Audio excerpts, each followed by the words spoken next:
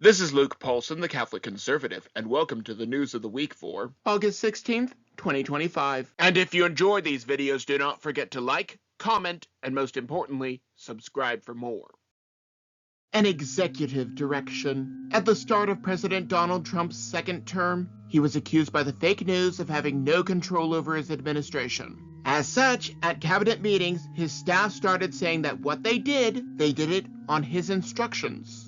As such, the fake news then started calling him a dictator who demanded loyalty. However, each of these positions acts at the direction of the president, and like Kamala Harris, he can fire whomever he wants. All this is to say that if someone does not agree with the president, he can quit. Then raises the question of whether they can be held responsible for crimes if they were just following orders. Now, since there's not a single thing that President Trump did to make him a fascist, let us look at some of the things that his predecessor did. It has been revealed by Director of National Intelligence, Tulsi Gabbard, that now former President Obama had his hands all over the Russia collusion narrative.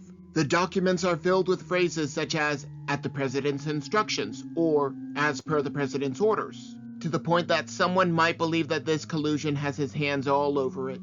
The Clinton campaign created the Steele dossier from scratch. Then, when it did not pan out, former President Obama used the levers of government to push the Russia collusion hoax. This was the start of all of the investigations of President Trump, and a certain individual was financing the whole thing. One George Soros. It was Soros all along. Soros has had his hand in the cookie jar for a long time. He backed the campaigns of the attorneys general who would let Black Crimes Matter rioters out of jail. Oh, and let's not forget that he was a literal Nazi, not just a National Socialist. He was a member of the German Nazi Party during World War II. The only reason that he was not tried at Nuremberg is that he was just shy of the cutoff age. So we have a literal Nazi funding a campaign to make people believe that Trump is one. That is, in a word, ironic. Is it any wonder that the Biden administration gave him the Presidential Medal of Freedom, alongside Cecil Richards, the butcher in charge of Planned Parenthood? As should be abundantly clear, liberals may not care about justice, but President Trump does. A federalized police force. Edward Korstein, a former engineer for the Department of Government Efficiency, stopped a mugging in Washington, D.C. He was successful, but at great cost. I'm going to put what he looked like afterwards on screen for a few seconds. If you're squeamish, please look away.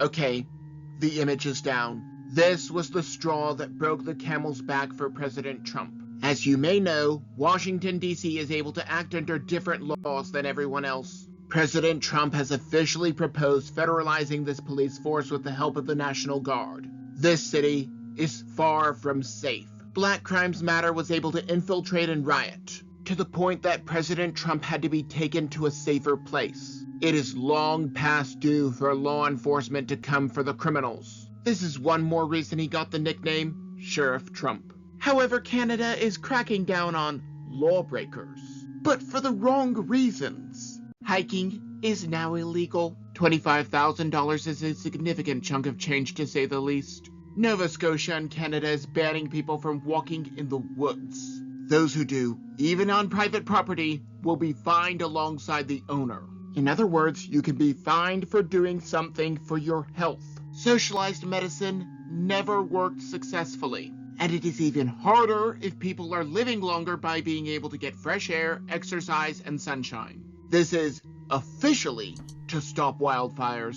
However, this also prevents people from filming an individual who may or may not be a government agent starting a fire. It is similar to how phone use is now permanently banned in Texas schools. Remote learning allowed parents to see and hear the propaganda being fed, and a cell phone allows the students to film the propaganda in person. However, if their phones are required to be off, this propaganda cannot be filmed, and even if the arsonists are not government agents, they will ignore the law, just like they ignore gun-free zone signs. It is no secret that walking out in nature is very good for you. It can even mitigate the symptoms of the next pandemic.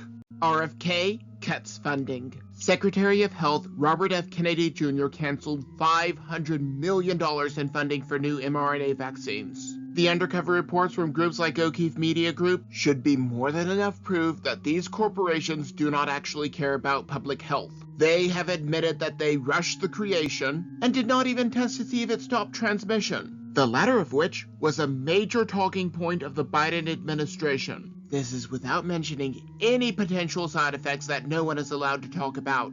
Maybe these companies need to demonstrate that the vaccine is safe and effective first, and they can use private investors to make the drug. And if people want to risk taking it, they can. For a political party that shouts, "My body, my choice," they are awfully adamant about what other people do with their bodies. That is also, in a word, ironic. However, RFK gave the American taxpayers another big win. Not that the parasites will like it very much. Stopping the thieves. Welfare programs were created with the best of intentions. However, that does not mean that they work out. After years of working in the service industry, I can assure you that they do not work as intended. I have seen countless people buy food with welfare, but have money left over for alcohol and tobacco. While they cannot buy these products on welfare, it shows how pathetic their budgeting skills are. I have also seen people buy chips, snacks, and soda with welfare. They can buy all of this with my money, while I have to use what little I make to buy food for myself. Now, after years of this abuse, RFK is putting a stop to it.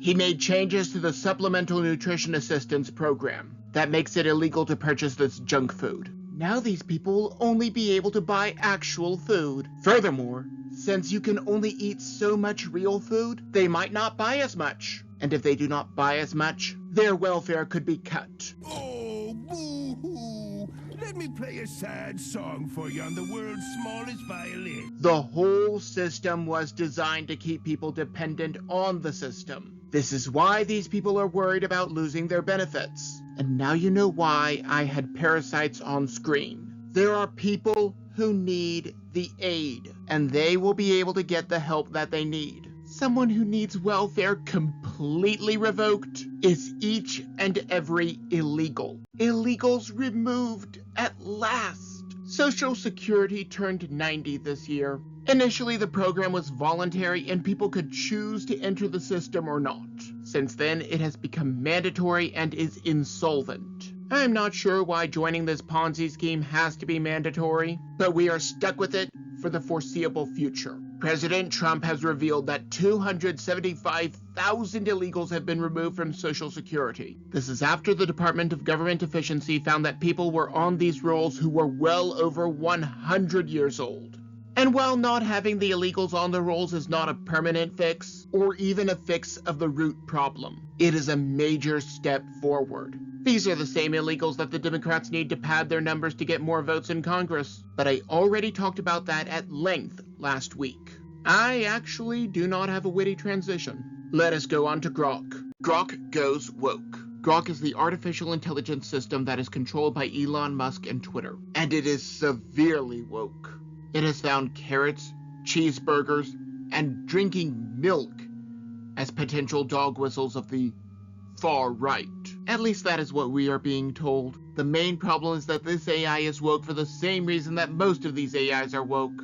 The system is basing its responses on the internet, which is largely controlled by a cacophony of pink-haired liberals. This is tainting the data. Furthermore, conservatives have been testing to see if it is woke, and the mere observation of an experiment can alter its results. Some programs are not woke, such as Gab AI. I did a test on my own asking it to help me write tags for these videos.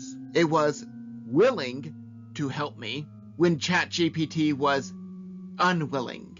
Musk is far from perfect, but much like President Trump, it is unwise to throw either of them out with the bathwater. One thing that we are supposed to reject President Trump over are Epstein's vile enterprises. Unseal the Records. Judge Robin Rosenberg is an Obama holdover who was asked by President Trump to unseal the grand jury transcripts. Judge Rosenberg's official reasoning is in part that she cannot release the transcripts legally. Now, I would like to point out that President Trump tried to release them, but a district judge forbade it. Now, as you know, liberals believe that any district judge has unlimited power to supersede a sitting president. Now, for a while, conservatives and liberals were supposedly on the same page about releasing the documents. However, given the fact that even CNN is admitting that Epstein is dropping from public attention, Democrats were only interested in defeating President Trump. This was a charge that he could not wriggle out of. They were never interested in justice, just feeding their very dangerous Trump derangement syndrome. Which means that the minors who were trafficked were just pawns to the Democrats. And recall that Trump derangement syndrome went into overdrive with the imaginary Russia collusion, a super-powered meeting. Yesterday, President Trump met with Vladimir Zelensky in Alaska. The meeting was to get terms of peace for the Ukraine war. This is after President Trump technically went back on his word and armed the Ukrainians. Recall that Ukraine is doing so badly in the war that they have to kidnap people off the street to serve as soldiers. If Ukrainians are so unwilling to fight, maybe a good number of Ukrainians actually do not care which dictator they are under. Recall that Volodymyr Zelensky is a dictator in his own right.